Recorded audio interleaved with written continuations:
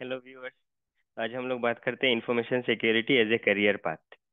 पहला क्वेश्चन जो हमारे माइंड में आएगा वो है कि इंफॉर्मेशन सिक्योरिटी क्या है।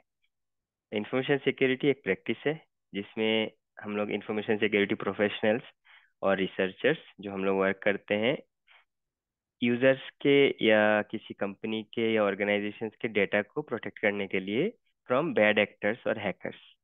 ठीक है, हैकर्स से बचाने के लिए हम लोग इसको एथिकल हैकिंग भी बोलते हैं। तो हम लोग एथिकल वे पे हैकर्स जैसा सोचेंगे एंड डेटा एप्लीकेशन इंफ्रास्ट्रक्चर सब चीज़ को प्रोटेक्ट करेंगे। अब इसमें आप लोग सोचोगे कि रिक्वायरमेंट क्या है या प्री रिक्विजिट क्या है इंफॉर्मेशन सिक्योरिटी को as a career path choose करने के लिए। जनरली कुछ डिग्री की ज़रूरत नहीं होती है, but as you all know कि हमारे इंडिया में हम लोग बिना डिग्री के जॉब मिलना तो मुश्किल है। बट अदर कंट्रीज में without degree also people can get jobs. But here India में हम लोग को एटलीस्ट इंजीनियरिंग डिग्री और like computer related graduation level का डिग्री चाहिए। बहुत सारे कंपनीज हैं जो लोग नॉन आईटी फील्ड को भी या मतलब नॉन टेक्निकल इंजीनियर्स जैसे computer science information technology in सब के अलावा भी दूसरे इंजीनियर्स को भी जॉब ऑफर करेंगे इंफॉर्मेशन सिक्योरिटी फील्ड में। अभी आते हैं कि जब आपको जॉब मिल गया तो क्या क्या डोमेन से या क्या क्या डिफरेंट सेक्टर से इंफॉर्मेशन सिक्योरिटी के अंदर जहां हम लोग को जॉब मिल सकता है या हम लोग वर्क कर सकते हैं। तो स्टार्ट करने के लिए पहला चीज़ है एप्लीकेशन या प्रोडक्ट सिक्योरिटी। तो जैसे नाम से ही पता चल रहा है, कुछ भी एप्लीकेशन हो या कुछ भी प्रोडक्ट हो किसी भी कंपनी का सॉफ्टवेयर, तो उसको हम लोग डिफरेंट वे पे टेस्ट करेंगे एंड सिक्योरिटी प्रोवाइड करेंगे ताकि एक्सटर्नल हैकर्स या बैड एक्टर्स जो होते हैं वो लोग उस एप्लीकेशन या प्रोडक्ट को हैक ना कर पाए, डेटा ना चुरा पाए। अब एप्लीकेशन या प्रोडक्ट के अंदर अलग अलग चीज़ें आती है। जैसे सबसे इजी चीज़ है वेब एप्लीकेशन। हम सबको पता है वेब एप्लीकेशन क्या है। हम लोग ब्राउज़र के थ्रू जो भी एप्लीकेशन एक्सेस करते हैं उसको वेब एप्लीकेशन बोलते हैं। करेक्ट। तो वेब एप्लीकेशन के अंदर फिर से डिफरेंट डोमेन्स है। जैसे कि आपके पास है health care, e commerce, banking, ऐसे डिफरेंट सेक्टर से उसका अलग अलग वेब एप्लीकेशन होगा। तो उन सबको डिफरेंट डोमेन में हम लोग अ, मतलब एप्लीकेशन सिक्योरिटी हमारा प्रोफाइल सेम रहेगा बट हम लोग अलग अलग डोमेन के एप्लीकेशंस को प्रोटेक्ट कर सकते हैं। उसके बाद आता है मोबाइल ऐप। तो जैसे आप हम सबको पता है कि सारे एप्लीकेशन जो हम लोग पहले एक टाइम में सिर्फ वेब एप्लीकेशन यूज करते थे, सबका अभी मोबाइल ऐप्स भी है। आप कोई भी ऐप ले लो, फेसबुक फॉर एग्जांपल, उसका ब्राउजर के थ्रू वेब एप्लीकेशन भी आप एक्सेस कर सकते हो और उसका सेम मोबाइल में भी फेसबुक ऐप है। तो मोबाइल का एप्लीकेशन भी आप टेस्ट कर सकते हो या सिक्योरिटी रिसर्च कर सकते हो उसमें। उसके बाद आता है थिक क्लाइंट्स या स्टैंड अलोन डेस्कटॉप एप्लीकेशन, जो वेब एप्लीकेशन भी नहीं है, मोबाइल एप्लीकेशन भी नहीं है, बट आपका सिस्टम में as a standalone software work करता है। आपका अगर विंडोज ऑपरेटिंग सिस्टम है तो विंडोज के लिए आप जानते हो कि डॉट एग्जीक्यूटेबल फाइल रहता है, जो भी हम लोग एप्लीकेशन या सॉफ्टवेयर डाउनलोड करते हैं, जैसे कि आपका वर्ड, एक्सेल, पावर पॉइंट, ये ऑफिस का पैकेज हो गया। सिमिलरली आपका सिस्टम में भी जो सब पीडीएफ व्यूअर है या कोई भी सॉफ्टवेयर ले लो आप, म्यूजिक सॉफ्टवेयर, गेमिंग का सॉफ्टवेयर, वो सब हो गया थिक क्लाइंट एप्लीकेशन। मैकबुक के लिए सिमिलरली मैक ओएस के लिए सेम एप्लीकेशंस भी अवेलेबल हैं जो डॉट डीएमजी फॉर्मेट में आते हैं इंस्टॉलर। तो वो सब जस्ट फॉर्मेट डिफरेंट है बट एप्लीकेशन सेम वे पे काम करता है, जो आपका डेस्कटॉप में या सिस्टम में as a standalone application install होगा और time to time based on need वो इंटरनेट से कनेक्टेड रहेगा। उसके बाद आता है एपीआई। तो एपीआई भी होते हैं क्योंकि जैसे आपको बताऊं, अलग अलग इंटरफेस, अलग अलग डिफरेंट टेक्नोलॉजी के एप्लीकेशन के लिए एपीआई होता है common interface for application programmers interface, जहाँ से एपीआई यूज करके आप अलग अलग फंक्शनैलिटी डेवलपर्स लोग एक्सेस कर सकते हैं, इम्प्लीमेंट कर सकते हैं फॉर द एप्लीकेशन ऑल्सो। तो एपीआई सिक्योरिटी, उसमें भी आप एक प्रोफाइल है जहाँ पे हम लोग कर सकते हैं एपीआई सिक्योरिटी रिव्यू। उसके बाद आता है एक और सवाल दिमाग में कि अगर हम लोग इंफॉर्मेशन टेक्नोलॉजी और कंप्यूटर साइंस रिलेटेड बैकग्राउंड से नहीं है तो हम क्या कर सकते हैं ये सब, लाइक इंफॉर्मेशन सिक्योरिटी टेस्टिंग या एप्लीकेशन सिक्योरिटी टेस्टिंग? एग्जैक्टली कर सकते हैं, क्योंकि उसके लिए भी कोडिंग मैंडेटरी स्किल सेट नहीं है इंफॉर्मेशन सिक्योरिटी प्रोफेशनल के लिए। बट अगर आपको कोडिंग आता है, समझ में आता है और करना भी आता है कोडिंग, तो आपके लिए वो बहुत अच्छा प्लस पॉइंट है जहाँ पे आप कोड रिव्यू कर सकते हो। तो एक और चीज़ है एप्लीकेशन या प्रोडक्ट सिक्योरिटी के अंदर, सिक्योर कोड रिव्यू, जहाँ पे आप डायनामिकली एप्लीकेशन को डायरेक्टली टेस्ट नहीं करोगे, पर आप जाके इंटरनल डेवलपर से डायरेक्टली वो कोड उठाओगे, कोड में ढूंढोगे कि कोई सिक्योरिटी इश्यूज या वल्नरेबिलिटीज बोलते हैं या बग बोलते हैं, जो नॉर्मल टर्म्स में बग बोलते हैं फंक्शनल टेस्टिंग में, सिक्योरिटी टर्मिनोलॉजी में उसको वल्नरेबिलिटी बोलते हैं। तो कोड में हम लोग ढूंढेंगे कि कुछ वल्नरेबिलिटीज है क्या, कुछ वीकनेस है क्या सिक्योरिटी रिलेटेड, जिससे वजह से एप्लीकेशन वल्नरेबल बन जाए या एप्लीकेशन मतलब वीक बन जाए। तो अगर आपको कोडिंग आता है, आप इधर कंप्यूटर साइंस बैकग्राउंड से हो या दूसरा बैकग्राउंड से भी हो, आपको कोडिंग में इंटरेस्ट है, आपने सीखा है, तो आप कोड रिव्यू भी कर सकते हो। तो जैसे मैंने बोला था कि coding is a not a mandatory skill for application security और product security, but it is a very good value value add और एड ऑन। उसके बाद आता है आपका कंपोनेंट रिव्यू और एनालिसिस। इसमें क्या होता है, जो एप्ली कोई भी एप्लीकेशन हो, डेवलपर्स या कंपनीज पूरा स्क्रैच से पूरा का पूरा एप्लीकेशन वो लोग खुद डेवलप नहीं करते हैं। उनको कुछ ना कुछ थर्ड पार्टी कंपोनेंट्स या दूसरे कंपनी का कंपोनेंट्स या दूसरे लाइक फंक्शनैलिटी के लिए कुछ कंपोनेंट यूज करना पड़ता है to give rich features and full functionality.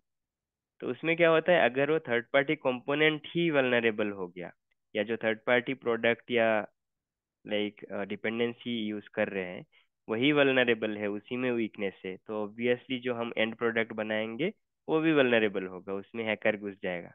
ठीक है ना। तो इसीलिए कंपोनेंट रिव्यू करना भी बहुत ही इंपॉर्टेंट है कि क्या क्या अलग अलग कंपोनेंट एप्लीकेशन में या प्रोडक्ट में यूज हो रहा है, उसको सिक्योरिटी रिव्यू करना है। तो ये हम लोगों ने बात किया सब एप्लीकेशन सिक्योरिटी या प्रोडक्ट सिक्योरिटी रिव्यू का अलग अलग स्टेप। ठीक है। उसके बाद एक और डोमेन आता है या एक और लाइक फील्ड आता है जो होता है नेटवर्क सिक्योरिटी। तो उसमें एप्लीकेशन रिलेटेड या प्रोडक्ट रिलेटेड कुछ सिक्योरिटी रिव्यू हम लोग नहीं करेंगे। अगर हम लोग नेटवर्क सिक्योरिटी में हैं तो हम लोग infrastructure topology components, network components, ये सब चीज़ों को रिव्यू करेंगे। ठीक है। ट्रैफिक एनालिसिस करेंगे। उसके बाद आएगा फायरवॉल। फायरवॉल के थ्रू हम लोग रूल सेट लिखेंगे। As a network security engineer हम लोग फायरवॉल इम्प्लीमेंट करेंगे, रूल सेट इम्प्लीमेंट करेंगे, ताकि कुछ भी हैकर या एक्सटर्नल बैड यूजर अगर हमारे नेटवर्क को अटैक करने की कोशिश कर रहा हो तो उसको प्रिवेंट हो जाए, ब्लॉक हो जाए।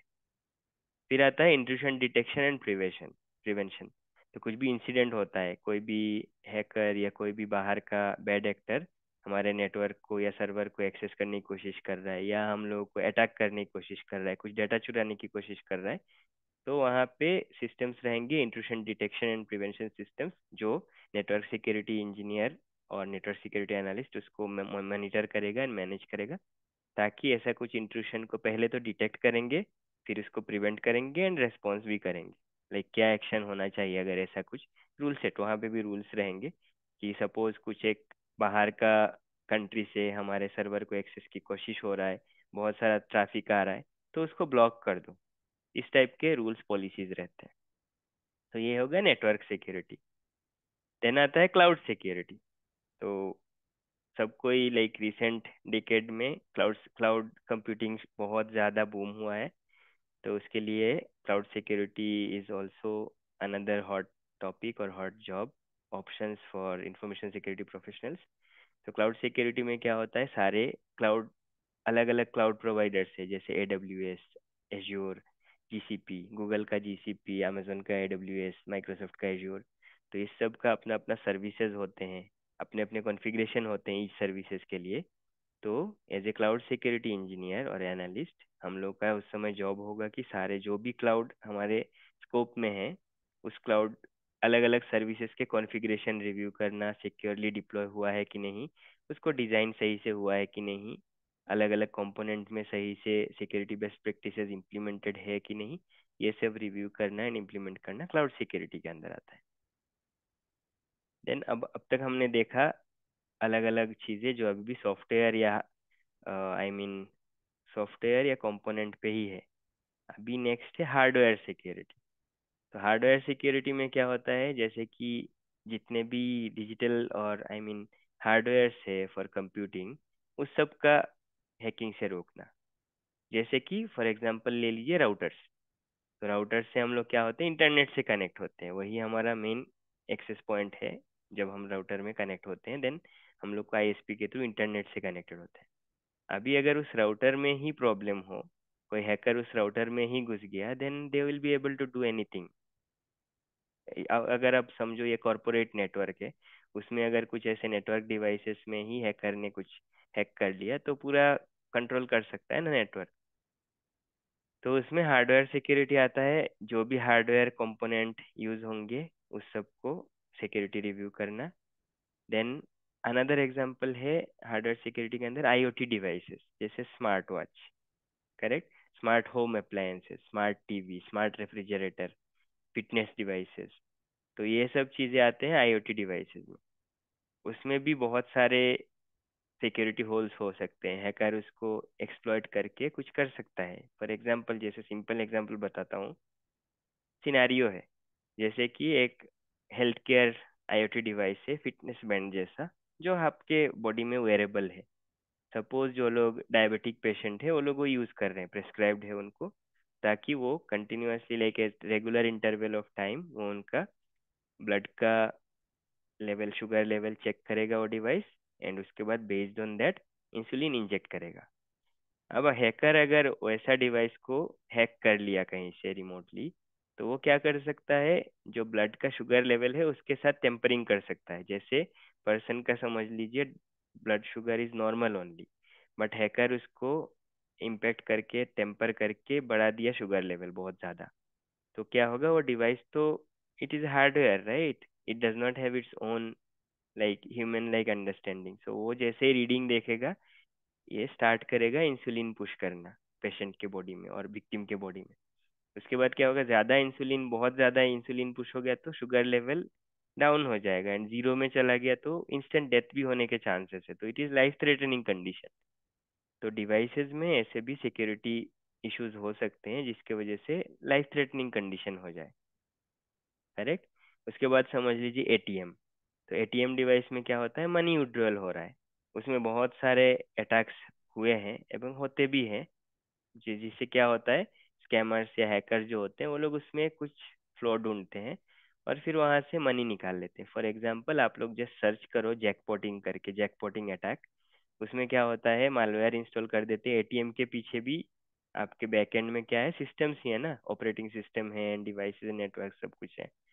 तो मालवेयर यूज करके हैकर ने क्या किया था कि जैसे ही वो मालवेयर पुट करेगा एटीएम के बैकएंड उस स्पेसिफिक सिस्टम में, एटीएम डिवाइस से ऑल मनी जो है विदाउट एनी विड्रॉल सब निकल के आ जाने शुरू होंगे बाहर ट्रे से। तो इसको जैकपॉटिंग, इसीलिए उसको जैकपॉटिंग अटैक बोलते हैं। ऐसे बहुत सारे एटीएम रिलेटेड हैक्स भी हैं। तो ऐसे एंडलेस अपॉर्चुनिटीज है। अभी जैसे नया कम्युनिकेशन में अभी चल रहा है, करंट हॉट टॉपिक क्या है, जनरेटिव एआई और LLMs, correct, artificial intelligence, LLM. तो ये सब मॉडल को भी क्या होता है, अगर हैकर ने हैक कर लिया तो बहुत सारे कॉम्प्लिकेशंस हो सकते हैं, एंड वो लोग डेटा चुरा सकते हैं, अल्टीमेटली इंफॉर्मेशन ही लॉस होगा, करेक्ट। तो ये सब चीज़ें, जितने चीज़ें हम लोगों ने डिस्कस किया, बेसिक अंडरस्टैंडिंग के लिए, अगर कोई भी पर्सन इंफॉर्मेशन सिक्योरिटी फील्ड में करियर अपॉर्चुनिटीज ढूंढना चाहता है या आना चाहता है, तो any of these things they can get into. और इसके लिए क्या क्या चीज़ें सीखना पड़ेगा, जैसे आप समझ लो जॉब के लिए अप्लाई कर रहे हो एज ए करियर गाइडेंस, तो आपको कुछ तो बेसिक्स पता होने चाहिए ना, ताकि आप इंटरव्यू क्लियर कर लो एज ए फ्रेशर। अगर एक्सपीरियंस पर्सन है तो उनके लिए इजी है, मतलब इंटरव्यू के उनको ऑलरेडी पता है, वर्क एक्सपीरियंस है। बट अगर आप कॉलेज के स्टूडेंट हो, रिसेंट ग्रेजुएट हो, या स्विच करने की कोशिश कर रहे हो दूसरे डोमेन से इंफॉर्मेशन सिक्योरिटी में, तो आपको बेसिक्स कुछ कुछ अंडरस्टैंडिंग होने चाहिए, जो हम लोग अपकमिंग वीडियो में मैं एक एक करके सारे बेसिक चीज़ें, क्या होना चाहिए, क्या सीखना चाहिए, क्या होता है अलग अलग चीज़ें, कैसे हैकर एक्सप्लॉइट करता है, हैकर्स माइंडसेट क्या होता है, ये सब चीज़ें मैं डिस्कस करूँगा। तो आज के लिए हम लोग यहीं पे अपना सेशन ख़त्म करते हैं, जिसमें मैं ये समझाने की कोशिश कर रहा था कि as an introduction to information security क्या क्या अलग अलग डोमेन से जहाँ पे आप लोग करियर ऑप्शन चूज कर सकते हो। तो आप लोग स्टे ट्यून रहिए। हम लोग नेक्स्ट वीडियोस में ये डिस्कस करेंगे कि बेसिक क्या सीखना पड़ेगा अगर आपको इंफॉर्मेशन सिक्योरिटी में आना है।